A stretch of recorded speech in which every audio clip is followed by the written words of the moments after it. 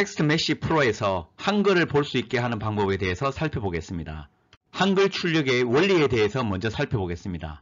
문자열로 한글이라고 썼다고 가정합시다. 이 경우에 숫자 코드로 예를 들어서 한이 1000번, 글이 2001로 표현됐다고 가정합시다. 실제로 이 값은 아닙니다. 그냥 가정을 하는 겁니다. 그러면 한글 그림을 담고 있는 텍스처를 준비한 다음에 여기에 그림을 그려두는 겁니다. 아스키 코드, 영문값과 숫자, 문자, 그리고 한글 같은 것들을 넣어두는 겁니다. 그리고 이 숫자 코드는 이 텍스처 내에 어디에 위치하고 있고 그 크기가 얼마인지를 테이블로 값을 가지고 있습니다. 어찌되었던 결과적으로 숫자 코드가 있으면 텍스처 내에 위치를 찾아서 이 그림이 어디 있는지를 알 수 있도록 하는 것입니다. 그리고 나면 이 텍스처의 각 그림을 텍스트 메시 프로는 그림으로서 출력을 하는 것입니다. 결과적으로 문자열로 한글이라고 쓰면 이것에 해당되는 텍스트 메시 프로는 이 문자열을 한글이라는 그림으로 표현하게 되는 것입니다.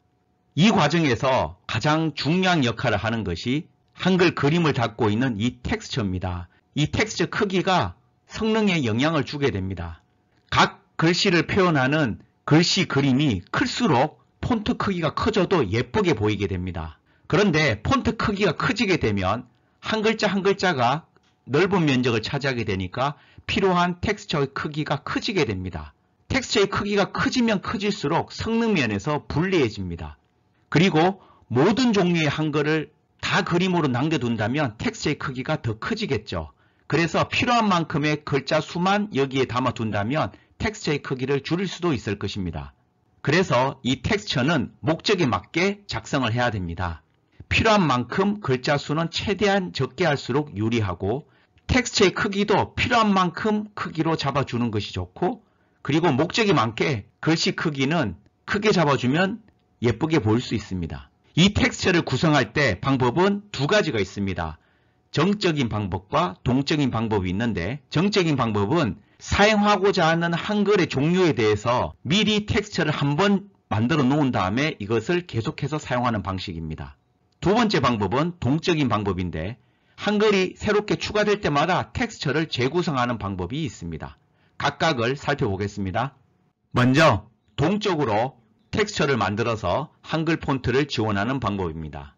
처음 해야 될 것은 어떤 한글 폰트를 사용할지를 결정하고 한글 폰트를 가져와야 됩니다. 인터넷에 찾아보면 네이버 나눔이나 여러가지 한글 폰트 파일을 무료로 쓸 수 있는 것이 있습니다. 확장자가 OTF나 TTF로 되어 있는 파일을 다운로드합니다. 예를 들어서 나눔 고딕 폰트로 나눔 고딕.otf라는 파일을 인터넷에서 다운받아 또 가정합시다. 그리고 이 파일을 SF 폴더로 복사를 합니다. 지금 같은 경우는 폰트라는 서브 디렉토리 내에 나눔 고딕이라는 폰트 파일을 가져왔습니다. 그리고 윈도우의 텍스트 메시 프로에 폰트 에셋 크리에이터 창을 엽니다. 그리고 소스 폰트 파일을 나눔 고딕으로 연결을 해줍니다. 샘플링 폰트 사이즈는 텍스처 내에 각 한글 크기를 결정하는 부분입니다.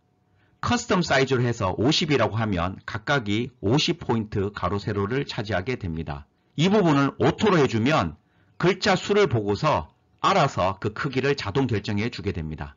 커스텀 사이즈로 너무 큰 사이즈를 잡으면 나중에 추가적으로 한글을 넣을 때 공간이 없어서 더 이상 추가가 안 될 수도 있으니까 그런 것을 고려해서 글자 크기를 정하는 것이 좋습니다. 아틀라스 레졸루션은 이 텍스처의 크기를 결정하는 부분입니다. 2048 x 2048로 하면 가로 세로가 각각 2048포인트가 됩니다. 캐릭터 셋은 아스키로 되어 있는데 사실 한글은 아스키로 표현할 수가 없습니다. 그래도 동적으로 할 때는 초기 생성할 때 아스키를 기반으로 만들어 놓는다는 것이기 때문에 일반적으로 이렇게 해둡니다. 그리고 제너레이트 폰트 아틀라스를 클릭을 합니다. 그러면 이 데이터를 기반으로 이와 같이 파일을 생성해냅니다. 여기에 나눔 고딕 SDF라고 써져 있는 이 파일입니다. 이 파일에 이 화살표를 클릭해서 보면 머티리얼과 텍스처가 나오는데 그 텍스처가 이와 같이 나타나게 됩니다. 그리고 아스키로 하게 되면 여기 빨간색으로 표현된 이 부분만 그림으로 들어가 있고 아직 이 부분은 생성된 부분이 아닙니다.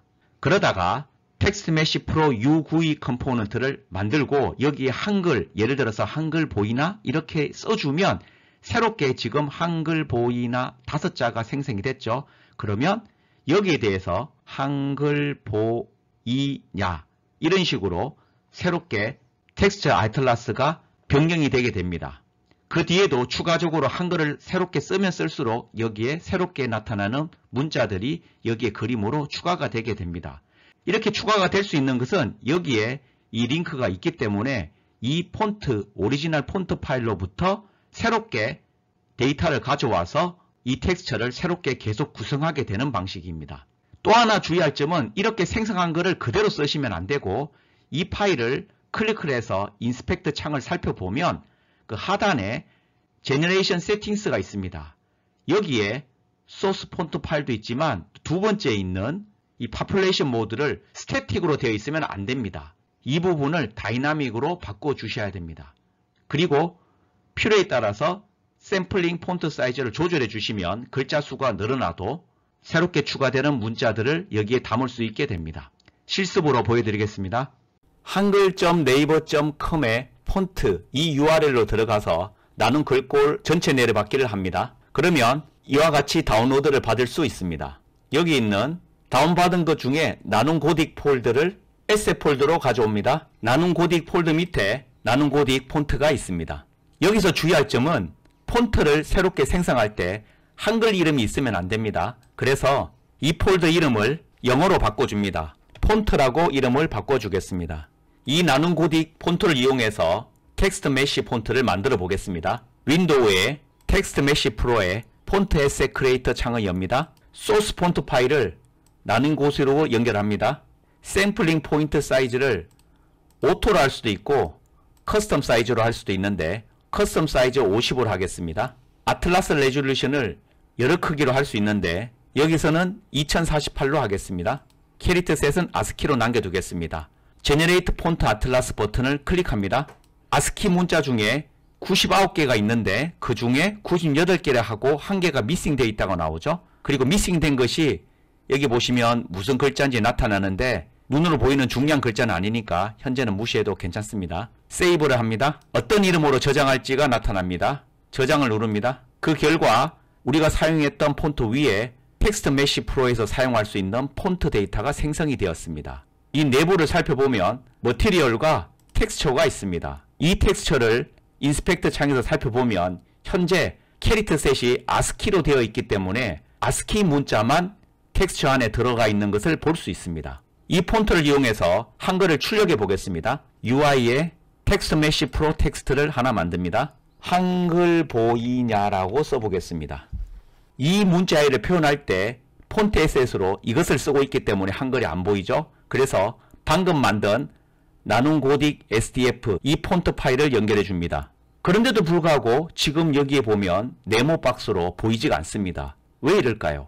방금 한글을 만들었는데 그 이유는 현재 텍스트 아틀라스에 아스키 코드만 들어가 있고 한글은 들어가 있지가 않습니다. 그렇기 때문에 이 한글 코드가 표현이 안 되고 네모 박스로 표현된 것입니다. 나눈 고딕 SDF 파일을 선택을 해서 인스펙터 창에서 살펴보면 제너레이션 세팅에 아틀라스 파퓰레이션 모드가 스태틱으로 되어 있습니다. 이 부분을 다이나믹으로 바꿔줍니다. 그 결과 지금 보이는 바와 같이 네모 박스로 된 것이 한글로 표현된 것을 볼 수가 있습니다. 그리고 이렇게 다이나믹으로 바꾸고 나서 텍스처를 살펴보면 아스키에 대한 부분만 있다가 한글 보이나 라고 하는 5개의 한글이 텍스처 아틀라스에 포함된 것을 볼 수 있습니다. 이와 같이 새롭게 한글이 추가될 때마다 텍스처 아틀라스를 새롭게 구성하는 것이 동적으로 한글 폰트를 구성하는 방법입니다. 이번에는 정적으로 텍스트 메시 프로 한글 폰트를 만드는 방법을 살펴보겠습니다. 절차는 동적 방식과 동일합니다. 차이가 나는 점은 폰트 에셋 크리에이터에서 샘플링 폰트 사이즈를 오토 사이즈로 하는 것이 일반적입니다. 아틀라스 레졸루션이 사용할 수 있는 면적이죠. 그리고 우리가 사용할 문자의 개수에 따라서 폰트 크기를 조절하는 것입니다. 그리고 크기를 4096으로 잡았습니다. 이 크기는 우리가 어떤 캐릭터를 사용할지에 따라서 다릅니다. 현재는 캐릭터 셋을 커스텀 레인지로 잡았습니다. 커스텀 레인지로 잡을 수도 있고 우리가 파일로부터 어떤 문자를 할지를 정할 수도 있는데 여기서는 숫자로 지정하게 만들어 놓았습니다. 이 경우는 범위를 캐릭터 시퀀스에다가 적어주는 것입니다. 지금은 32부터 126, 44022부터 55203 이렇게 4개의 섹션으로 나눴는데 첫 번째는 영어 아스키에 해당되는 것이고 여기 2개가 한글과 한글 자모음 그리고 이 부분이 특수문자에 해당되는 코드 영역입니다. 그리고 제너레이터를 하게 되면 이와 같이 생성을 하게 됩니다. 실습으로 보여드리겠습니다. 나눔 고딕 볼드 폰트를 정적 방식으로 텍스트 메시 프로 폰트 파일로 만들어 보겠습니다. 윈도우의 텍스트 메시 프로의 폰트 S 크리에이터 창을 엽니다. 나눔 고딕 볼드를 소스 폰트 파일로 넣어줍니다. 샘플링 폰트 사이즈를 오토 사이즈로 합니다. 만약에 커스텀 사이즈로 해서 50으로 일단 해서 문제점을 보여드리겠습니다. 텍스트 아처다스를 4096 x 4096으로 하겠습니다. 캐릭터 셋을 아스키로 하지 말고 우리가 원하는 캐릭터 셋, 커스텀 레인지로 할 수도 있고 캐릭터스 프롬 파일로 해서 각 문자를 텍스트로 저장한 다음에 여기로부터 읽어 드릴 수도 있습니다. 여기서는 커스텀 레인지를 쓰겠습니다. 영어 아스키, 한글, 특수문자 이렇게 범위를 써줍니다. 제너레이터 폰트 아틀라스 버튼을 누릅니다. 결과가 밑에 나와 있습니다. 전체 캐릭터 수가 이 범위에 해당되는 것이 13,019개라는 뜻이고 이 중에 5,102자만 텍스처에 포함이 됐고 이 범위 안에 우리가 소스로 제공한 나눔 고딕에 포함되지 않은 글자가 1248자가 있다는 뜻입니다. 그리고 크기가 모자라서 제외된 글자가 자그마치 6669개의 글자가 있다는 것입니다. 결과적으로 이 폰트는 잘못 만든 거죠. 아틀라스를 4096 x 4096으로 밖에 쓸 수 없다면 결국은 이 사이즈를 조절하는 수밖에 없습니다. 이렇게 마음대로 조절하는 것보다는 오토 사이즈로 하면 글자 수에 맞춰서 자동으로 텍스처를 생성해 줍니다. 오토 사이즈를 만들고 제너레이트 폰트 아틀라스 버튼을 눌러 보겠습니다. 결과를 보면 전체 13,019자 중에 11,771자가 포함이 됐고 제외된 글자는 없다. 즉 텍스처 안에 다 들어가 있고 원래 오리지널 나눔 고딕 폰트 안에 우리가 지정한 이 캐릭터 셋 중에 원래부터 1248자는 없었다 이 뜻입니다. 제외된 글자가 없기 때문에 성공적입니다. 저장을 합니다. 이것도 저장을 합니다. 나눔 고딕 볼드 텍스트 메시 폰트 파일이 생성이 되었습니다. 지금 이 폰트는 제너레이션 세팅을 보면 스태틱으로 되어 있죠. 그리고 텍스트를 살펴보면 새하얗게 되어 있는데 11,771개의 글자 그림이 여기에 들어가 있는 것입니다. 샘플링 폰트 사이즈를 보면 샘플링 폰트 사이즈가 오토로 되어 있었기 때문에 자기가 이 글자 수를 계산해 본 결과 28 폰트 사이즈로 만들어져 있다. 이렇게 보시면 되겠습니다. 지금 이 텍스트를 방금 정적으로 만든 이 폰트로 바꿔보겠습니다. 진하게 한글 보이나 이렇게 표현된 것을 볼 수 있습니다. 요약입니다. 한글 폰트를 지원하는 방법을 살펴보았습니다.